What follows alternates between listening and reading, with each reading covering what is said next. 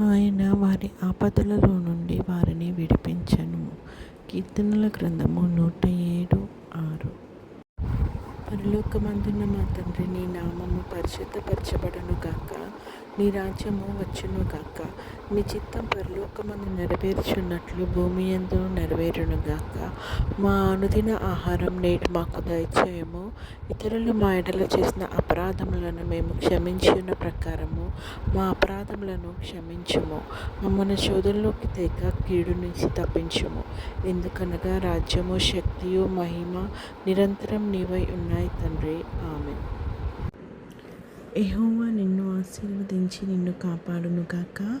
యెహోవా నీకు తన సన్నిధిని ప్రకాశింపచేసి నిన్ను కరుణించునుగాక. యెహోవా నీ మీద తన సన్నిధి కాంతి ఉదయింపచేసి నీకు సమాధానం కలుగజేయునుగాక.